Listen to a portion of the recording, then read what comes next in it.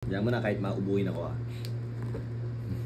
Mga Lods, magandang araw sa inyo. So ito nga pala, surprise video ko sa inyo to kasi meron ding surprise gift na dumating sa atin coming from Korea. So hindi to galing sa nanay ko ha. Galing to sa isang fan na yung nga na nagbigay din ng tulong noong nakaraan. So yun, okay? So mga Lods, dumating to noong nakaraan pa. Nung March 3 pa yata. Pero kinailangan kong puntahan para yung nga magbayad ng tax. So mga Lods, mababait yung mga tao natin doon, pumunta kayo doon. Sumunod lang kayo sa proseso, okay? May batas naman talaga about dyan. Kahit saang bansa, pag nagpadala kayo, pagka lumagpas kayo sa certain amount, meron talagang tax. Dito sa Pilipinas, lagpas 10,000. Pero syempre, for privacy reason, hindi ko na rin sabihin sa inyo kung magkano yung tinax ko, okay? So buksan natin to ha. Yan. Na-check na siya ng custom, kaya ganyan na yung tape. Ibig sabihin, na-check na ng custom yan, okay? So medyo ingat lang tayo sa, ingat lang tayo sa paghiwa. Okay? Medyo nakita ko na yung ibang laman. Pero hindi lang ako sigurado kung yung ba talaga kasi nasa loob ng ng window eh. So ito yung una ko nakita. Yung paborito ko. Ayan o. Yung paborito. Alam nyo Lods, dati sa Korea, malaki yan. Yan. Malaking ganyan yan. Tapos ginugupit namin yan. Tapos ilalagay sa may parang air tack na na lagayan. Ganun siya. Ngayon, pagkakain ka, di ba lalabas mo yan. Di ba kanin, malagkit. Igaganon mo lang talaga oh, di ba yan? Parang pambalot lang yan, gaganon mo lang. Sasaputin mo lang na ganun, tapos kakainin mo, sarap na nun. Malasa kasi talaga to eh. O kaya gusto mo lagyan mo ng kimchi, tapos konting karne, kaganunin mo lang. Parang samgyupsal na rin yung dating, pero ito yan, makapit yan. Okay? So yan. Actually, ang problema ko, hindi lang ako may paborito nito, pati mga anak ko. So marami na kaming kumakain nito. Uy, eto, t-shirt. T-shirt from Korea. Oh, Seoul Tower. Okay, 2XL. 2XL, ito. Pili ko pwede naman to. Pero actually, large lang talaga ako eh. So, ito large. Wow! Seoul Tower, di ba? Ano pa mga nandito? Uy, ito yung gustong-gusto ko, mga Lods. Wow!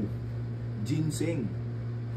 Alam niyo, Lods, etong ginseng na to, una ko narinig to, syempre, sa tatay ko. Di ba? Nasa Korea ako, pero hindi man ako ganong aware. Di ba? Hanggang 6 years old ako. Nung nandito kami sa Pilipinas, kinukwento sa akin lagi ng tatay ko na yung ginseng nga daw, pinainom sa kanya. Tapos, sabi ng kaibigan yung Koreano, ba't di mo kinain yung ugat? Sabi niya, kinakain pala yun, kinain niya, di ba? Sobrang ganda raw ng pakiramdam niya. Sobrang talagang energetic daw siya. Talagang ganado siyang tumugtog. Siguro yung nga yung dahilan ba't ako nabuo eh. Yung ginseng na to eh. O, not just one, sabi nga niya ni Ate B, but twice, but two, ganun ba yun? Anyways yan. Inom na ako mamaya nito kasi medyo puyat ako ngayon eh. Ano pa ba? Uy, ito mga pagkain para sa anak ko. O yan. Ano to? Koku dase. Ito pala, koku dase. Yan, para sa anak ko. Ito, meron pa kulay green. Alam nyo, nagpadala sa akin nito. Uy, gusto ng asawa ko to. Coffee flavor. Naku, Diyos ko. Alam nyo, nagpadala sa akin nito. Yung lola na talaga. Pero sa kanila kasi, alam nyo yung mga lola sa kanila, malalakas.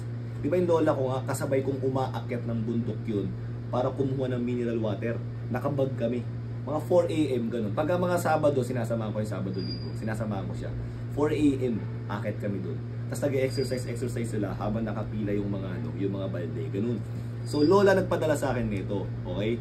So, mga apo ang tingin niya sa akin, pati sa mga anak ko. Kaya, mga padala niya ganyan, may mga pagkain doon.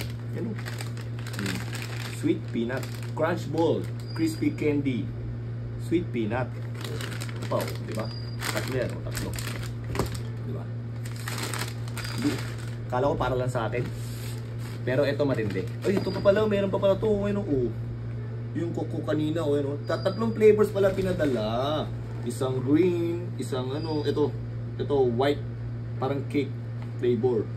Ito parang vanilla flavor. Ito yung coffee flavor, yung ayaw ng misis ko. Ano ba? Uy, bamboo salt? Bamboo salt? Ano ba to? Bamboo salt. Para saan to? Salt. Salt to, bamboo salt, no? Ayan lang. Babasahin ko na lang. Baka kaya nyo intindihin. Yan, no? Hindi. May Google Translate naman tayo para maintindihan natin. Okay?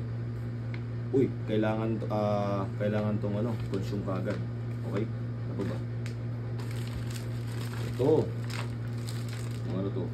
Yung mga titimplahin, mga panluto, ganyan. Kailangan talaga matranslate natin ito ng maayos. Yan, mga panluto, okay? Pagkatapos, mayroon pa rito mga vitamins. Mga vitamins to, parang Centrum siguro to. Ano, iba-iba kulay pang Centrum siguro. Ito to. Ano to? Refresh sheet. Ano to? Mga parang salongpas. Yan. Yan. So, ayan, kailangan natin yan pag mga medyo sumasakit yung lower back natin, di ba? Uy, ito para sa mga anak ko. Sabi niya meron din daw siya para sa mga anak ko. May mga candy Ay, ayaw ng mga bata to. Ayaw ng mga bata to pag nakita. Pero joke lang sarcastic yun.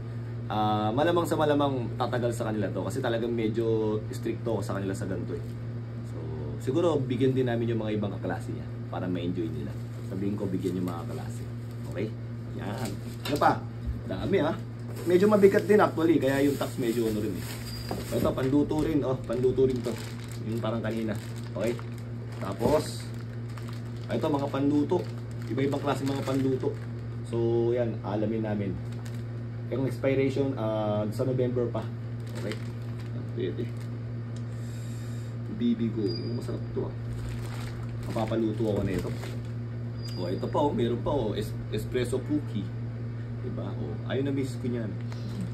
Ito, Maxim Instant Coffee. Stick to, stick. Buksan natin isa. Stick. Uso talaga sa kanila yung stick. Naku, pinusan ko ng mali. Ganyan. Yan. Yan, Maxim. Maxim, baka naman. Hindi, joke lang. Ito pa, meron pa rito pangkulay. Naku, matutuwa mga anak ko nito. Diba? Yan. Alam niyo sa Korea, yung mga drawing materials talaga nila, halos kompleto yung kulay. Ganun sila. Pati yung pastel, meron pa yan yung pastel yung binubuksan. Gusto ko yung ganun Pag pumunta ako ng Korea next time yun ang bibiling ko. Papararas ko sa kanila. Ang ganda na ito Tuwan-tuwa si Winter na ito. Okay? And then yung last, mga lods, is yung bag. Bag na, pang bata din. Maliit na John Sports. Uy, diba? Makita mo yan, cute, diba? So, bali, ito lahat mga lods, yung mga pinadala. Ay, pakita mo nga. Ayan, Yan, diba? Ito, maliban sa bag ko na to, Okay, yan. Dami. Kape. So, dami. So, gusto ko magpasalamat pala kay Madam sa mga pinadala niya. Sobrang appreciated to. Alam niyo yung mga ganto, lalo na tong ganto, yung binigay sa anak ko.